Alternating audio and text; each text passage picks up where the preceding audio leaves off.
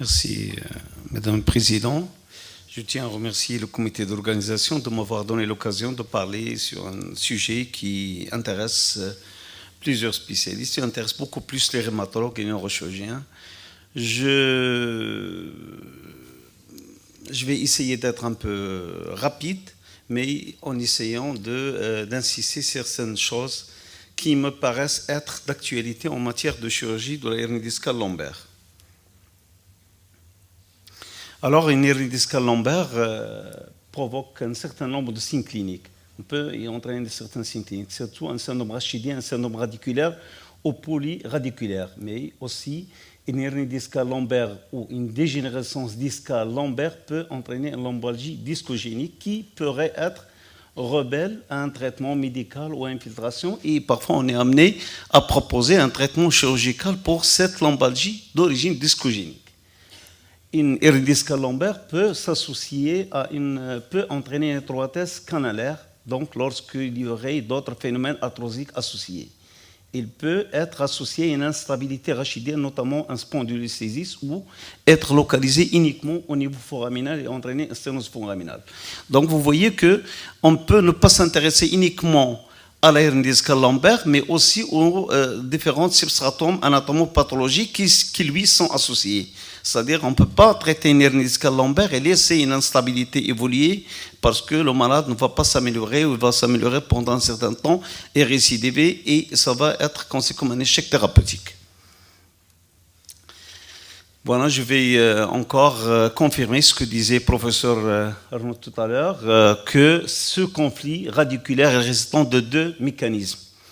Certes, il y a la composante mécanique, où il y a l'hernie discale lombaire qui comprime la hernie discale qui comprime la racine, mais aussi ce fragment discal hernié donc libère un certain nombre de produits chimiques qui entraînent une inflammation de la racine. C'est pour cela certains malades répondent au traitement médical parce que certains anti-inflammatoires répondent parce que le conflit chimique aurait été éradiqué par le traitement médical anti-inflammatoire, ou alors en cas d'échec, c'est la libération radiculaire ou traitement radical, traitement chirurgical. Je confirme encore certaines données que disait mon prédécesseur, c'est que la sciatique guérit au bout de 8 semaines en 9 cas sur 10. Et indépendamment de l'évolution de la hernie discale lombaire. Et ça ne nous intéresse pas, la hernie discale lombaire, plutôt le symptôme clinique ou le signe clinique. Si le malade est guéri, on s'en fout de la présence ou non de la hernie discale lombaire. La régression de la hernie discale lombaire peut, au bout d'une année, on peut la voir disparaître ou régresser. Donc, il faut prendre tout le temps de traiter, de proposer plutôt un traitement conservateur. Cliniquement, donc, les malades peuvent s'améliorer indépendamment de l'évolution de la hernie discale lombaire, et le malade peut s'améliorer complètement, et la hernie discale peut rester. Donc, il n'y a aucune concordance entre ces deux éventualités, guérir et la hernie discale qui reste. Les hernies discales volumineuses, migrées, régressent ou disparaissent plus souvent. Donc, ne jamais opérer un malade sur un scanner ou une IRM qui date de 6 mois. Donc, au-delà de 6 mois, donc, cette IRM n'est plus valable si on est amené à opérer un malade. Et nos amis lillois, donc, ils proposent, mais ce n'est pas encore écrit, 6 semaines. Au-delà de 6 semaines, donc, il faut que l'IRM date de moins de 6 semaines, parce qu'on peut opérer un malade et ne pas trouver d'hernie discale, et c'est arrivé plusieurs fois. Donc, lorsque on envisage d'opérer, il faut refaire une IRM, ou alors avoir une IRM qui est récente, donc moins de 6 semaines. Donc, certains facteurs qui interviennent dans la résolution des disques, donc surtout les fémurs, voient que les malades l'intensité de l'heure est plus importante, que la durée est plus longue et que les symptômes, la résorption se voit moins. Donc là, certains, ça rentre dans les...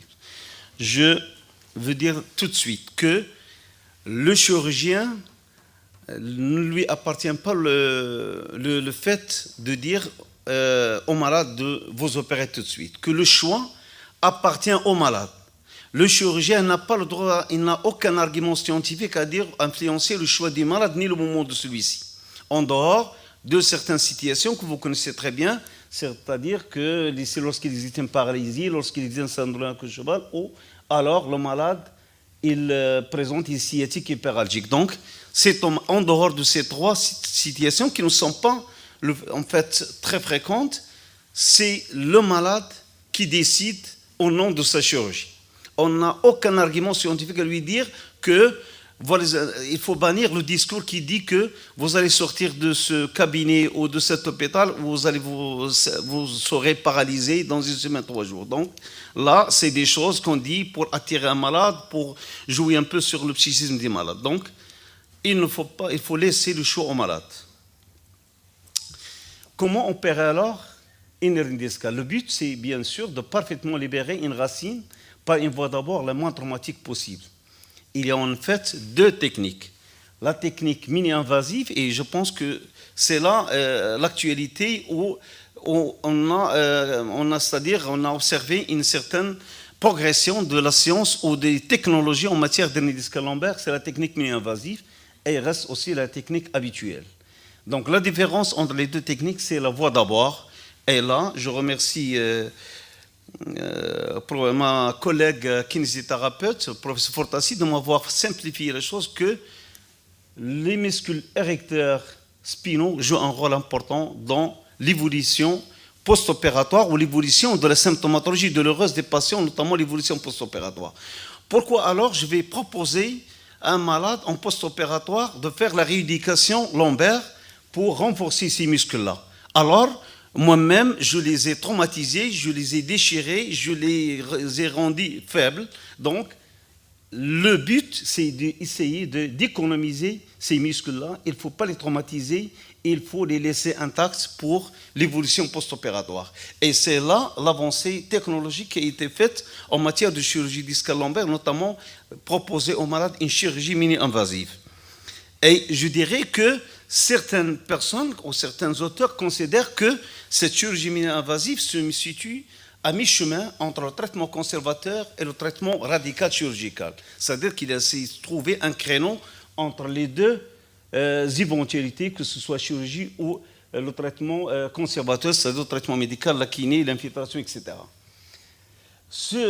Cette chirurgie, il se base sur un système de rétraction, système tubulaire de rétraction musculaire, c'est-à-dire que ces fibres musculaires-là, au lieu de les couper, je fais uniquement les dilater. Je fais un schéma qui est un peu caricatural, mais qui explique en fait ce qu'on veut faire, c'est que ces fibres musculaires sont justement dilatées, écartées par un tube, et par là on va rentrer, et à l'intérieur, au niveau interlamaire, au niveau du disque, on fait la même chose qu'on faisait auparavant pour la hernie discale lombaire, pour la chirurgie conventionnelle. Donc, vous voyez, quand on se crée un petit chemin, on respecte le muscle, on arrive au niveau du disque et on fait les mêmes gestes.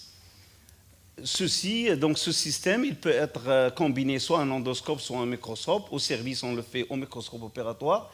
Et je répète ce que je disais, que c'est une technique qui atraumatique, qui dilate uniquement les muscles et qui donc, au lieu de les couper, on les dilate.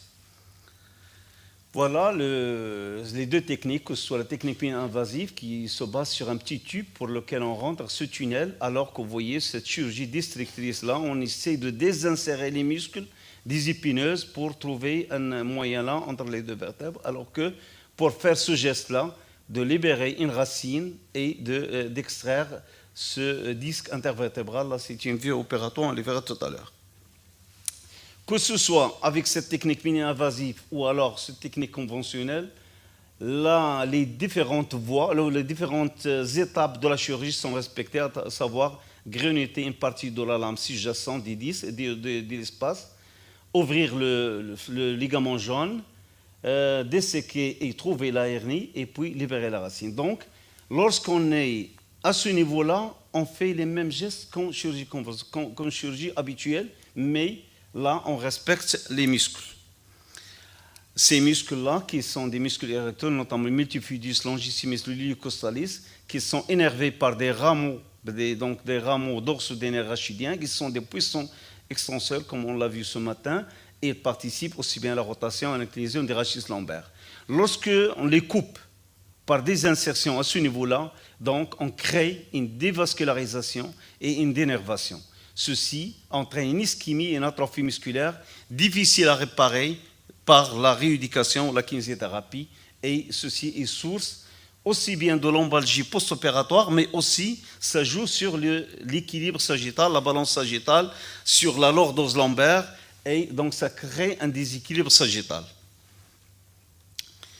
Là, c'est juste pour un peu schématiser les deux techniques, la technique conventionnelle où on désinsère tous ces muscles-là pour aller à ras de l'épineuse, alors que là, et là c'est ce qu'on fait, vous avez le tube rétracteur, vous avez les fibres musculaires qui sont dilatées, et lorsqu'on enlève ce tube rétracteur, le muscle, rapidement, il génère. Vous voyez là les deux IRM qui ont été faits chez deux malades qui ont été opérés, celui-là par technique mini-invasive, celui-là par chirurgie conventionnelle. Vous voyez l'état de ce muscle-là qui est en hypersignal, le muscle il est ischémié, il est atrophié, alors que là, difficile de retrouver la voie d'abord pour arriver au niveau du rachis de l'espace interlamaire. Donc, je pense que beaucoup d'avancées ont été faites à ce niveau-là et beaucoup de techniques. Et là, je pense que la technique mini-invasive, il est supérieure à la technique conventionnelle. 10 mois en post-opératoire immédiat ou dans les 6 mois ou la première année en post-opératoire. Là, c'est juste pour miniaturiser tout ça. Donc, il y a un guide, un petit tube de diamètre faible. On introduit un autre, tout ça pour essayer de dilater les muscles, puis un autre, jusqu'à arriver à un diamètre où on juge intéressant et un juge convenable pour la chirurgie. Et en post-opératoire, à la fin de l'insertion de ces tubes-là, on se retrouve comme ça, à ce niveau-là, et on peut commencer la chirurgie. Nous utilisons dans le service neurologique de l'hôpital militaire le système Mitrix 2, qui est de la firme Medtronic. Je ne fais pas de publicité, mais c'est, je pense, le système le plus adapté. Là, pour montrer les dilatateurs, le support de fixation, là, la station de travail, vous voyez, là, on travaille à travers ce type rétracteur. On travaille en microchirurgie, plus important, donc on utilise le microscope opératoire, donc on n'a pas de problème d'optique et on est la lumière, la luminosité, on n'a pas de problème. Les autres éléments, là la position c'est la même, donc en position génipectorale et on est en paravertébrale à 1,5 cm de la ligne médiane. Donc on rentre en oblique et vous voyez qu'on est à 1,5, au maximum à 1,5 cm de la ligne médiane et on arrive à ce niveau-là pour enlever cette hernie. Cette chirurgie mini-invasive, on a un peu l'extension pour faire des spondylolisthesis, pour faire des canaux lombaires étroits, pour faire énormément de choses, pour faire des cages, pour implanter des cages intersomatiques dans certains spondylos. Là, ce se fait sur opérascopique, donc on a l'espace L5-S1. Vous voyez le guide de repérage qu'on a fait là, en péropératoire, et on va commencer à empiler les différents tubes dilatateurs. Lorsqu'on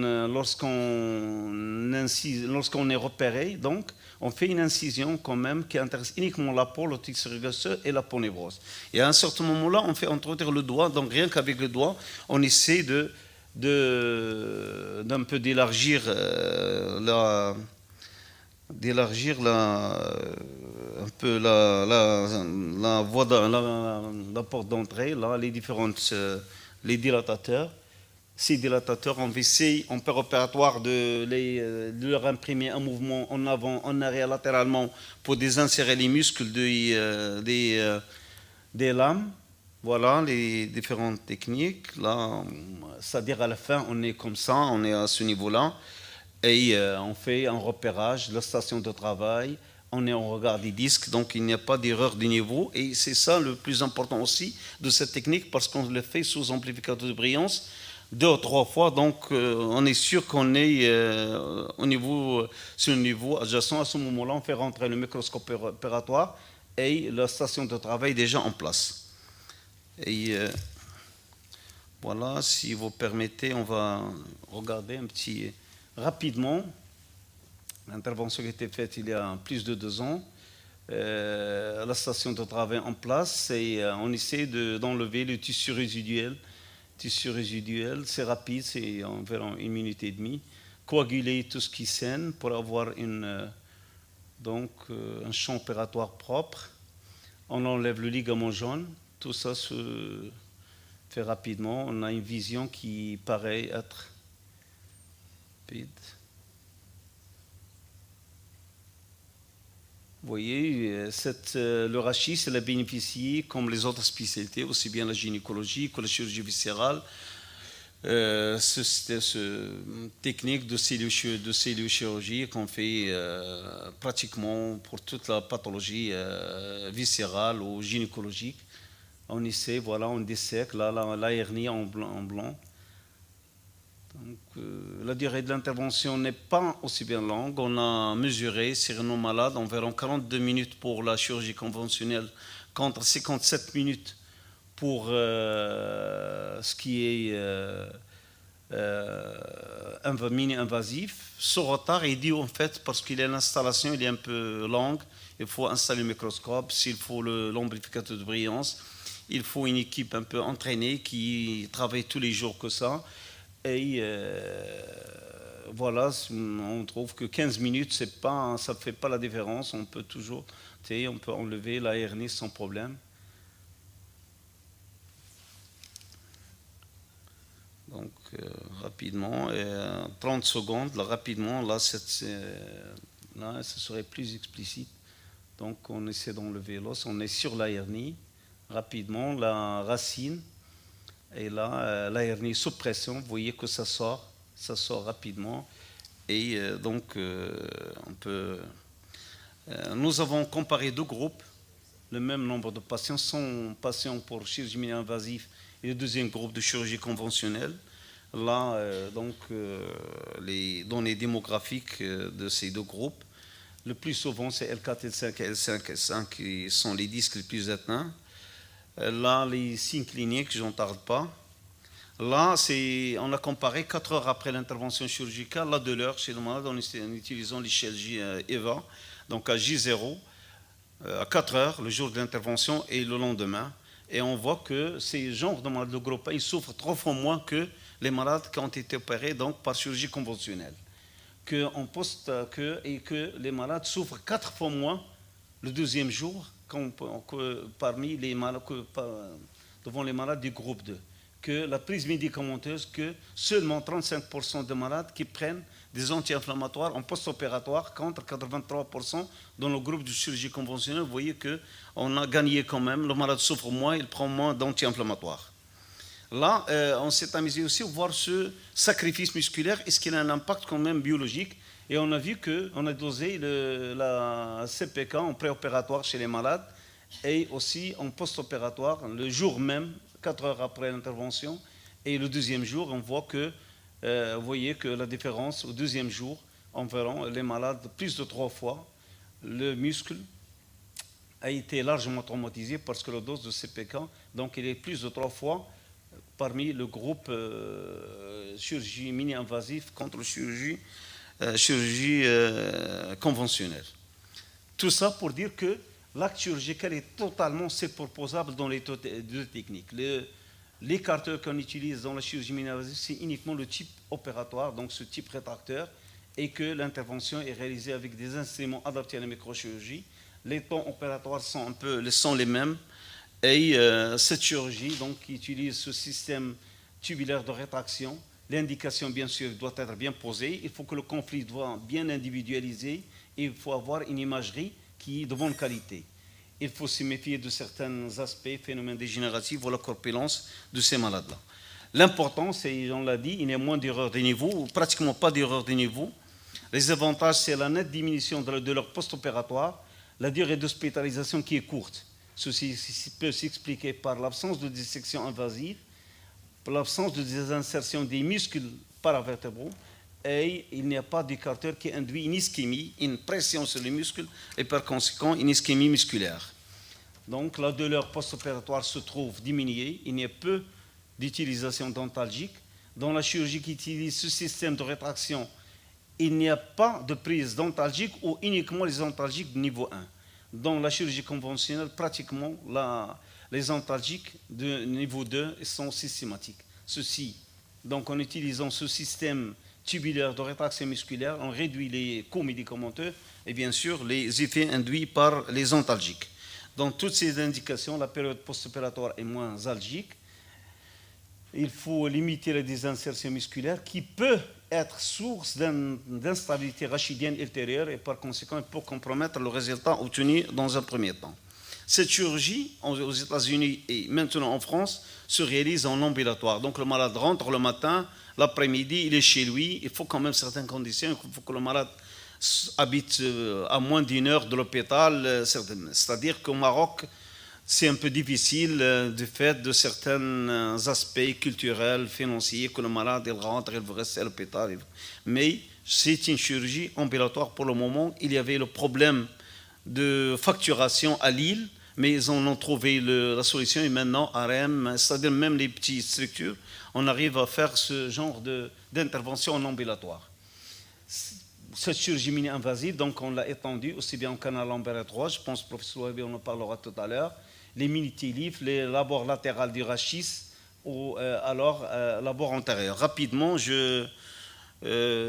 surtout dans le canal Lambert, je termine rapidement, donc le canal Lambert étroit, il faut essayer d'aller en unilatéral, en mini-invasif, il faut faire uniquement une hémilaminectomie. Donc, du côté, si la douleur est du côté droit, il faut aborder à gauche parce que la vision, il est plus facile et il est meilleur lorsqu'on est du côté contralatéral. Et on peut réaliser sans désinsérer tous les muscles et sans faire de laminectomie complète pour faire la différence là. Ce que vous voyez, ce qu'on fait faisait en chirurgie classique, tous ces muscles-là sont désinsérés, écartés, alors que là, on utilise uniquement un type rétracteur et on réalise là, sous contrôle chez l'un de nos patients, donc une hémilaminectomie et on fait le recalibrage canalaire. Vous voyez que la stabilité est conservée, donc les articulaires n'ont pas été touchés. Là, c'est une vue opératoire. Là, rapidement, moins d'une 30 secondes, montrer là, et on est en train de... Donc, c'était déjà il y a 3 ans. Il faut faire là l'hémilaminectomie du côté contralatéral à douleur. La douleur, si la symptomologie est unilatérale ou alors s'il est plus importante, et là, on est de ce côté-là, et vous voyez qu'on voit très bien le forodural, il est complètement, le forodural, il est complètement libre, même de l'autre côté, à ce niveau-là, et je pense que c'est moins, on va voir même un peu arriver, on va voir les racines. La racine contralatérale, la racine contralatérale à ce niveau-là, donc la décompression, il est meilleur, mais moins invasif. La lombalgie, y a-t-il une indication de la chirurgie? Je pense que oui. Bon, il faut une évaluation préopératoire qui est minutieuse, qui est précautionneuse. Il ne faut pas opérer n'importe qui. Il faut une IRM. Il faut étudier la balance sagittale. Il faut réaliser parfois une discographie provocatrice pour montrer le niveau algogène. Et on peut réaliser une arthrodèse par voie antérieure, c'est-à-dire anterior lumbar interbody fusion, c'est-à-dire qu'une arthrodèse par voie antérieure et on aborde le disque par voie antérieure, en résection complète de ce disque-là et on insère une cage avec des vis et ceci permettra de restaurer la hauteur du disque. Il peut même corriger la balance, le déséquilibre sagittal en utilisant des cages qui sont lordosantes et on ouvre, parce que la hauteur du disque a été augmentée, on ouvre les foramens, donc on corrige certaines lombocytalgies. Ceci empêchera les conflits articulaires douloureux parce qu'il évite également l'étirement des nerfs, il respecte la souplesse des rachis, mais chez l'homme, ça entraîne une éjaculation rétrograde et donc c'est un peu un problème médico-légal, il faut que le patient l'accepte, etc. Rapidement, pour dire là, on a réalisé quand même par cette voie certains mini-télifs, c'est-à-dire par voie postérieure, en cas de spondylo, une cage, un intervertébral et insérer des vis en percutané. On peut aussi aborder le disque par voie latérale rapidement là, l'un de nos malades, spondyle L4, L5, très douloureux, l'emboscétalgie. On a mis en place une cage intersomatique et on a inséré les vis par voie percutanée, donc moins d'élébrons.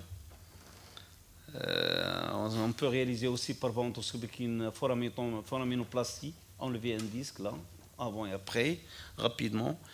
Ce matin, la question s'est posée, est-ce qu'il faut aller enlever tout le disque? Je pense que non, il faut uniquement enlever le disque protruit, la séquestrectomie. Parce que si on essaie de grignoter ce disque, c'est source de douleur post-opératoire et le malade se rétablit difficilement, donc il faut enlever le disque. Même si on essaie d'enlever la dissectomie, on ne peut pas enlever tout le disque. Donc, il faut uniquement enlever la hernie, l'herniectomie. Et l'intérêt de la chirurgie mini-invasive est plus important parce qu'on disait ce matin, le niveau sous-jacent ou l'articulaire supérieur, là, en mini-invasif, on est sûr qu'on est au niveau de l'espace ou du niveau malade. On travaille uniquement sur nos malades, on ne touche pas en haut ou en bas. Récapitulons, avec cette technique, on a moins de pertes sanguines per opérateur, notamment, je ne parle pas de la hernie, mais lorsqu'on fait des ossysynthèses ou autres. Le traumatisme musculaire est minime. La mobilisation post-opératoire est précoce. Le malade, donc 4 heures après, 5 heures après, il peut se mettre debout et marcher dans sa chambre. Il y a moins d'infections post-opératoires parce que l'exposition est minime. La durée et l'intensité de l'antalgie post-opératoire est réduite et la durée d'hospitalisation aussi est réduite et ça permettra d'améliorer le coût de santé. Mais elle nécessite une courbe d'apprentissage qui est lente, donc il faut opérer plusieurs malades pour apprendre la technique. L'inconvénient aussi, c'est l'irradiation des patients, des chirurgiens et du personnel, parce qu'on l'a fait sous scopie, donc à chaque fois, il faut contrôler. Mais le résultat à long terme, c'est-à-dire entre chirurgie mini-invasive, chirurgie conventionnelle, à 6 mois, une année, les résultats sont les mêmes. Mais nous gagnons sur les 6 premiers mois. Nous gagnons sur la durée d'hospitalisation, nous gagnons sur la prise antalgique, nous gagnons sur un certain nombre de choses. En conclusion, donc, ces techniques mini-invasives sont intéressantes et doivent être développées, mais ne doivent pas modifier la stratégie. Il ne faut pas dire que la symptomatologie il est minime, la hernie discale, je vais vous faire une technique qui est mini-invasive, ça ne va pas déranger. Donc, les indications sont les mêmes que la chirurgie conventionnelle. Les bonnes questions, est-ce qu'il faut opérer ou non et quand? Donc le choix de la technique est important, mais n'est pas secondaire, mais reste secondaire. Il faut savoir s'entourer pour prendre la bonne décision et l'information des patients est capitale. Je vous remercie.